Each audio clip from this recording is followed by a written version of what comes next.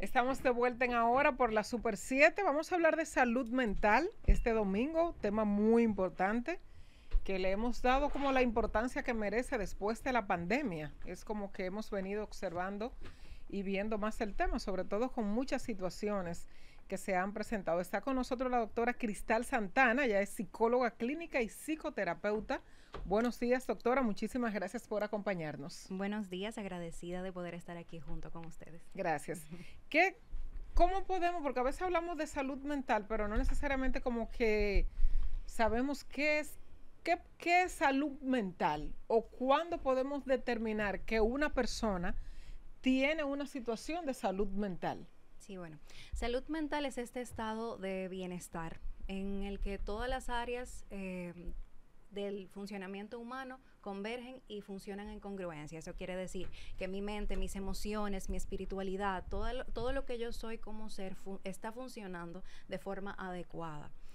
La OMS o la Organización Mundial de la Salud establece que no es la ausencia simplemente de enfermedad, o sea que no es simplemente que yo no tenga un trastorno o que yo no esté padeciendo de algo en este momento, y eso no significa que mi salud mental esté adecuada. ¿Qué señales puede presentar una persona que se está viendo afectada dentro de esta área? Bueno, tiene mayor irritabilidad, la tolerancia a la frustración es baja, no tolera el estrés, no tolera la ansiedad, no tolera la frustración, no tiene relaciones sanas, por ejemplo. Esas son algunas señales que podemos identificar. ¿Cómo podemos determinar qué debe hacer una persona? O sea, aspectos específicos, porque la salud mental o el aspecto mental puede ser muy abstracto. O sea, como determinar que una persona tiene un padecimiento, no es igual que cuando te duele la cabeza o te duele una pierna, físicamente usted ve que esa persona tiene esa situación. Pero ¿cuáles son las señales que una persona puede identificar en sí misma, en sí mismo, de que necesita una ayuda médica o que debe acudir a un médico? Sí, exactamente como usted dice, las enfermedades mentales no se ven en la cara. Podemos ver a una persona sonriendo, podemos ver a una persona conversando con nosotros, inclusive, y puede estar padeciendo de una enfermedad mental. ¿Qué señales puedo ver? Algunas de las que mencioné, hace un ratito, pero también en el trabajo, por ejemplo, no me concentro como solía hacerlo, mi rendimiento no es el mismo que en algún otro momento. En mis relaciones personales tiendo a estallar con más facilidad, tiendo a estar un poquito más agresivo, a estar un poquito más agresiva. Ya en mi parte emocional quizá estallo en llanto sin razón aparente. En las mañanas me cuesta despertarme, se me hace pesado salir de la cama, se me hace pesado lo que antes me interesaba, mis hobbies, mis actividades, ya no las disfruto, no tengo interés en ellas, prefiero quizá aislarme. ¿Qué otra señal es importante? El aumento del consumo de alcohol o cualquier otra sustancia. Eso también es una señal clara de que mi salud mental no está óptima o no es sana. Doctora, usted que tiene vasta experiencia, tanto en Estados Unidos como aquí, a nivel privado, ¿cuál es la génesis, digamos, donde nacen los trastornos mentales? Y a nivel público también. Y a nivel público, exacto. Un rato en la Nueva Barquita, en ese sector, trabajando con esa población. Okay. ¿Dónde nacen? Bueno, tenemos factores ambientales, tenemos factores genéticos, tenemos factores biológicos. O sea, por ejemplo, un factor de riesgo para desarrollar un trastorno es que quizá un familiar mío haya tenido alguna depresión, ansiedad o un trastorno de esquizofrenia, por ejemplo. ¿Qué otro factor que lo mencionábamos al principio de esta entrevista? La pandemia, una crisis colectiva o una crisis individual puede detonar o puede desarrollar algún trastorno. No puedo decir que es la única base, tienen que haber ciertos factores, pero eso puede servir como un detonante, un duelo, una pérdida importante, perdí mi trabajo.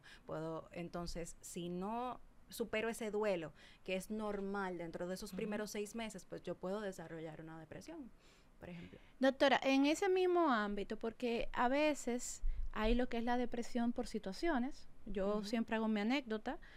Yo con la pérdida de mis padres en la pandemia, para mí fue un total detonante y yo me auxilié.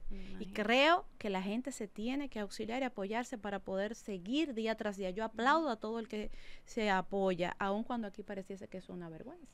Sí. En el mundo entero, yo creo. Ahora bien, doctora, hay otros casos que son por carencia de sustancias químicas, que ya... A mí me gustaría que usted nos explicara un poquito esas dos diferencias, porque a veces menospreciamos pensando que la persona se está autovictimizando y realmente es que hay alguna sustancia química que no está produciendo o algo así. Ayúdenme ahí con eso. Sí, es cierto que esta parte la trabajamos de la mano con psiquiatría. Realmente cuando existe este desbalance químico, por ejemplo, no se producen los mismos niveles de dopamina, que es esta hormona que conocemos, ¿verdad? Como la relacionamos con el placer y con la alegría, pues entonces quizá yo puedo necesitar de un medicamento, puedo auxiliarme de un antidepresivo y se trabaja de la mano, como dije anteriormente, con un psiquiatra. ¿Por qué dos personas, doctora, que pueden vivir la misma situación, vamos a decir, una situación dramática o catastrófica, por qué dos personas pueden tener dos formas totalmente diferentes de reaccionar ante una desgracia, por ejemplo? ¿Por qué pasa eso? ¿Qué usted ha podido ver en su experiencia con sus pacientes? Sí, realmente en mi centro tenemos un grupo de apoyo para ansiedad y vemos como una misma afección, que un mismo diagnóstico en diferentes personas, aunque convergen en ciertos puntos, al final del día a cada quien se le manifiesta, perdón, de formas distintas, sea físico, sea emocional, hay personas que somatizan, porque eso depende tanto del estilo de crianza, tanto de cómo tú te permites tú vivir con tus emociones. Es decir, ¿qué tanto yo acepto que puedo estar triste? ¿Qué tanto te permites tú estar triste? Entonces el cuerpo empieza a hablar, el cuerpo empieza a que me duele la cabeza, a que me duele los hombros, empiezo a somatizar por cuanto yo no me permito darle acceso a dicha emoción. Mis niveles de afrontamiento al estrés, mis niveles de resiliencia ante las adversidades, todo eso juega una función en cómo también se me manifiesta cualquier padecimiento que yo pueda tener. Al final del día somos individuos y nuestra individualidad forma parte aún de nuestras enfermedades. Doctora, ¿cuándo saber que se le puede dar de alta a un paciente, por ejemplo, que haya pasado por un periodo de depresión? Bueno, en un paciente de depresión vemos que quizá tiene mayor niveles de energía, por ejemplo, tiene mayor tolerancia a las adversidades, porque en la depresión hay mucho pesimismo, hay esta visión totalmente negativa ante la vida, hay desesperanza en cuanto al futuro. Cuando tú ves que esa persona entonces puede visualizarse al futuro, tiene metas, empieza quizá a compartir un poquito más con su entorno, empieza a interesarse por lo que antes solía interesarse o incluso ha construido nuevos hobbies, nuevos intereses. Todos esos son indicativos de que una persona está mejorando o evolucionando dentro de su cuadro. Pero si en cualquier otro diagnóstico está cumpliendo las metas o está lo que solía ser un problema no es un problema. Eso con que llegó ya no representa dicho conflicto. Sí, adelante, Julia. Las personas la mayoría de sus pacientes, o sea, no es que identifique los pacientes, porque eso no se hace, sino la mayoría de sus pacientes, ¿cuáles son por qué temas es que van a la consulta? Lo más frecuente y también inclusive luego de la pandemia, ansiedad y depresión. Ansiedad y depresión. ¿Identifican por qué, o usted como profesional, identifican el origen de esa situación? Eso es, yo diría que es individual para cada persona. Para cada persona. Ajá, pero podemos ver lo que mencioné anteriormente de la tolerancia a la baja tolerancia a la frustración. Eso está siendo muy común. No tolero que las cosas no me salgan como yo las planifiqué, como yo esperaba, como yo quería. Y otro tema muy frecuente en mi consulta son estas personas que están en la universidad o incluso ya un poquito más avanzados en la adultez que dicen esto no es lo que yo quiero hacer. Yo elegí esto y yo no quiero o esta carrera o no me siento cómoda con la vida que yo he ido construyendo. Es un tema muy frecuente. Es un buen punto. O sea, personas que tienen quizás 20 años haciendo algo o 30 años y se han dado cuenta que no necesariamente es lo que han querido hacer durante su vida. Se publicó una información hace creo que 2 días y fue el divorcio de la actriz famosísima, premio Oscar, Meryl Streep, que anunciaba su divorcio. O sea, ya se divorció hace unos cuantos años, pero ahora fue que la prensa se dio cuenta que lo hizo de la público. Información. Y yo leía los comentarios de la noticia, o sea, de lo que opinaba la gente sobre la información, y la mayoría lo que informaba era de que cómo era posible que después de 45 años de matrimonio, usted fuera capaz de divorciarse. Que para qué, si ya estaban, si eran ambos personas de 70 y algo de edad, que por qué no morirse ahí, que por qué dejar el compañero. Entonces, a veces las personas, eso mismo que usted menciona, sobre todo en culturas como la nuestra, sucede mucho de hacer cosas, bueno, porque te recomendaron eso, o porque tus padres te recomendaron eso, porque eso era lo que otra persona quería que tú hicieras, bueno, y tú hiciste eso y tienes 20 años haciendo eso, pero necesariamente no es lo que llena tu espíritu. Sí, exactamente. Se basa en las decisiones muchas, en lo que se espera de ti. Por eso vemos esa crisis que se está dando cada vez más en edades más bajitas de los 30 años, pero ya está iniciando incluso a los 25, de no me he casado, no tengo hijos, no he hecho lo que se ha esperado de mí, no he logrado tal cosa, no me he comprado mi casa, no tengo una pareja quizá estable. Todas esas son dudas. Y muchas veces permanecemos en una situación porque es segura, porque es cómoda, pero no necesariamente porque es lo que nos llena. Vamos y a decir. en ese ámbito, doctora, las redes sociales, que ahora son quizás, yo me incluyo, estamos adictos, ¿no?, a nuestros dispositivos y aunque muchas veces sabemos que el dispositivo vende una fantasía, o sea, lo que yo coloco ahí es un avatar de mí, que realmente no es que yo todos los días estoy en lo que muestro, sin embargo, estamos sumergidos. ¿Qué impacto, quizás, no sé si se han hecho estudios, se ha podido medir, esto está generando en la salud mental del ciudadano, lo que es estar todo el tiempo sumergido o viviendo la vida del otro o quizás desbocándonos, ofendiendo, maltratando y todo esto que se está viendo en el mundo digital? Sí, claro. A pesar de que este dispositivo, ¿verdad?, todo lo digital, son medios que nos ayudan a acceder a la información, que nos ayudan de diversas formas, al final sí tiene un impacto sobre nuestra estabilidad emocional por esto mismo, porque surgen las comparaciones, porque surgen lo que acabamos de decir de tengo 30 años quizá y veo que mi compañera, que me pongo a mí misma de ejemplo, otra psicóloga, ya tiene su centro o está bien establecida o la invitan a diversos eventos, pues al final tengo esta fuente constante de crítica y de juicio y que me encasilla en algo que yo debería de ser. Sí tiene un impacto. De hecho, sí hay estudios que comprueban que ha colaborado con, no te voy a decir que lo ha detonado, pero sí con la prevalencia de la depresión y la ansiedad. ¿Cómo afecta, doctora, eso? Me voy a quedar en esa misma línea del tema de los aparatos digitales y las redes sociales y la conexión que tienen nuestros hijos, los más pequeños y los adolescentes también. ¿Cómo afecta, por ahí va mi pregunta? ¿Cómo afecta este uso ilimitado de las redes sociales para cerebros que todavía no están totalmente desarrollados y en nuestros adolescentes también? ¿Cómo afecta este uso indiscriminado de redes sociales o de la internet en sentido general? A los más pequeños y a los adolescentes afecta la parte de la estima, afecta el cómo se pueden percibir ellos mismos, y los niños necesitan límites y necesitan estructura.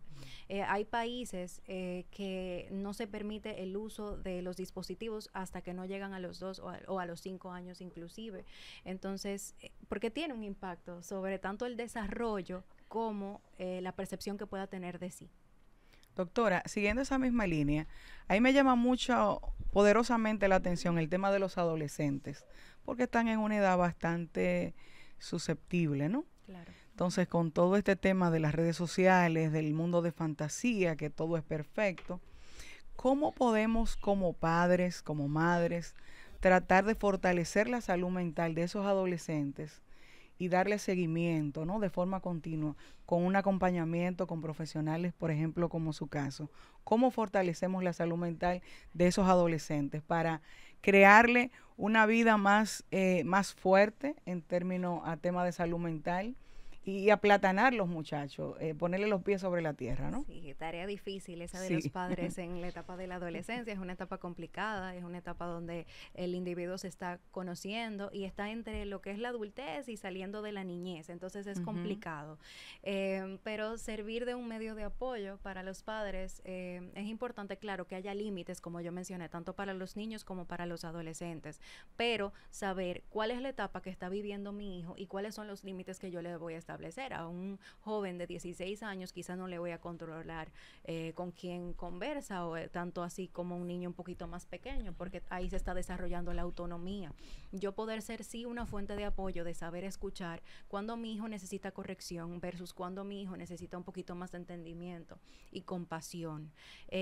Las relaciones sociales son importantes en esa etapa de la vida, entonces que pueda acompañarse de buenas amistades, aunque eso no lo controlan tanto los padres, y siempre mantenerlos informados. La información, el conocimiento es poder, y eso es una frase que es cliché, pero es cliché por algo. Siempre informarlos de lo que nosotros conocemos y lo que tenemos acceso. Eso quiere decir que como padres también es importante que nosotros nos eduquemos en cuanto a nuestra salud mental para poderles brindar a ellos una base sólida. No puedo dar lo que no tengo. Hemos hablado, doctora, de los más pequeños, de los adolescentes, pero no hemos hablado de los adultos mayores, que a veces como que no lo observamos o lo ignoramos en sus posibles necesidades de salud mental. Ya es la parte final de la vida. ¿Qué afecta a nuestros adultos mayores, a esas personas de la tercera y la cuarta edad, que quizás están en otra fase mental, ¿no? Diferente a la que está una persona de 30 años o de 40 años? ¿Qué afecta a los adultos mayores, a esos envejecientes? El deterioro cognitivo los afecta también. Esto que mencionábamos anteriormente de Meryl Streep, de cómo piensan, bueno, tienes 70 años, ¿para qué tú te vas a divorciar? Esa misma desesperanza o ese mismo, ¿cuál es mi propósito en esta etapa de la vida? Entonces, también va a impactar a nuestros adultos mayores la calidad de vida que hayan tenido en sus 30, en sus 40, aún en sus 50. Todo eso tiene un impacto y surge dentro de la etapa ya al final de la vida. Muy bien. Y eso es muy importante, señores. Yo vi recientemente, lo vimos con el padre de las Kardashian, el padrastro, que luego de X edad, ya adulto, siendo un deportista, decidió salir del closet. Y recientemente vi un compositor de canciones mexicano que a los 74 años de edad decidió también ser transgénero, y dentro de sus declaraciones él decía, es que yo no tenía el momento, se consideraba que eso era una enfermedad, no tenía, y a los 74 años decidí ser feliz. Entonces estamos demasiado dominados por ese checklist social que nos ha impuesto. ¿Cuánta gente tiene hijos sin querer tenerlos? ¿Cuánta gente se casa sin querer tenerlos? ¿Y cuánta gente te juzga cuando tú decides tomar decisiones sobre tu propia vida?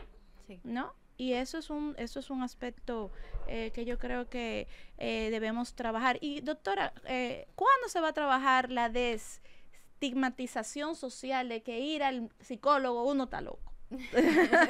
Bueno, yo creo que los medios y también las redes sociales han hecho una ardua labor con eso, de que vemos que hay más conocimiento, hay más información, hay más terapeutas en las redes sociales, se invitan a los programas, por ejemplo. Creo que sí se le está dando importancia, que ha sido un proceso largo, que también lo ha detonado la pandemia. La pandemia fue mala, doctora, sí, pero tampoco fue tan mala como degeneró en otras cosas. Pero ¿qué usted cree, qué fue lo que pasó con el ser humano que le afectó tanto el tema de la pandemia? O sea, pandemia es el nombre a la masificación o a la afectación mundial del COVID-19, pero ¿qué usted cree que fue que pasó con los seres humanos en la pandemia? ¿Qué fue lo que nos afectó?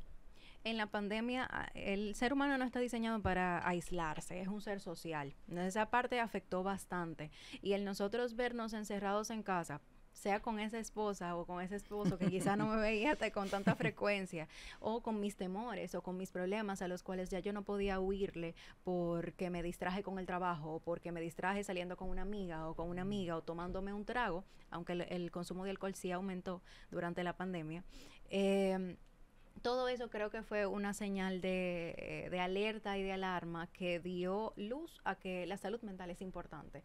Además de que el COVID y la ansiedad tenían síntomas muy parecidos, y habían personas que por ese mismo temor y por ese mismo miedo sentían y emulaban esos mismos síntomas del COVID, y la salud mental se hizo más tangible, más real para nosotros. Doctora, usted que maneja el tema de parejas, ¿a qué se debe que un gran número de personas que contraen matrimonio, hay un porcentaje altísimo que se divorcia a corto tiempo? Bueno, el matrimonio es una etapa, sobre todo en los primeros meses, pero creo que durante el matrimonio completo es una etapa de adaptación. Tú tienes que constantemente adaptar, o sea, tú tienes que adaptarse, salir de tu sistema de creencias, salir de tu familia y de lo que tú has visto para unirte con otra persona que tiene otro sistema de creencia, otras tradiciones, y se debe unir eso. Si no hay congruencia, si no se llegan a acuerdos importantes, la pareja es eso, establecimiento de acuerdos. Si no existen y no somos capaces de negociar, pues entonces la pareja se disuelve.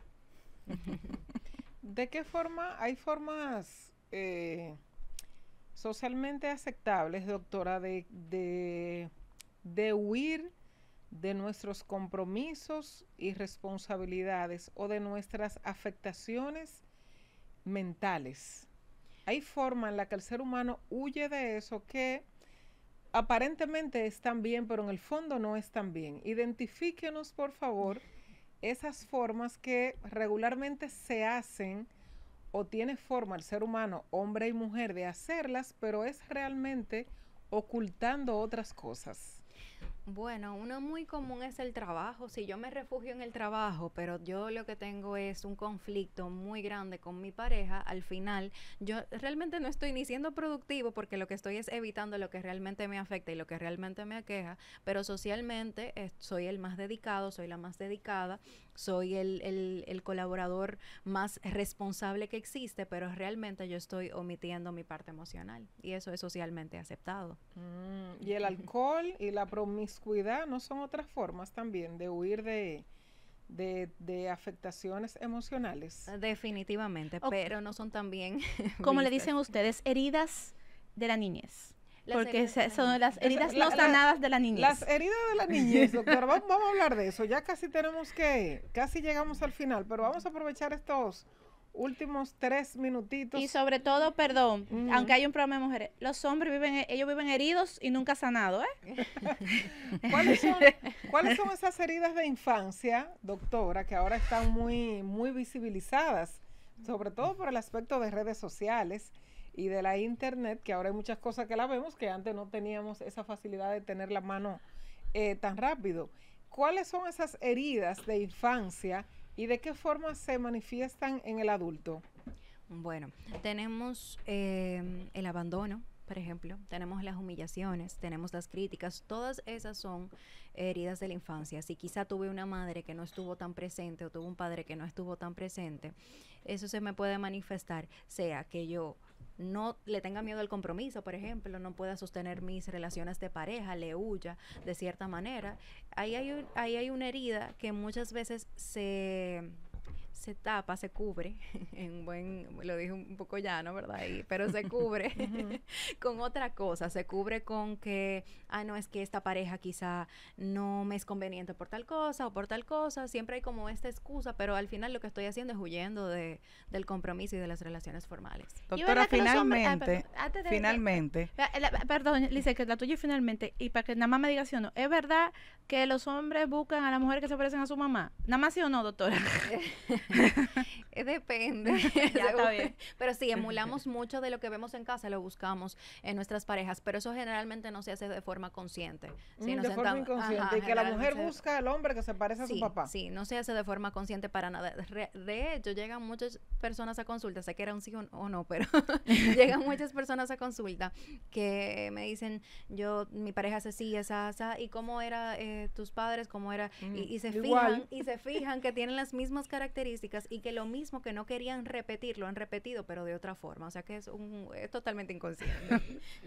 doctora, finalmente, ¿a qué se debe que una persona adulta le tenga miedo a estar solo en su casa o su apartamento, en un lugar, que no le gusta estar solo?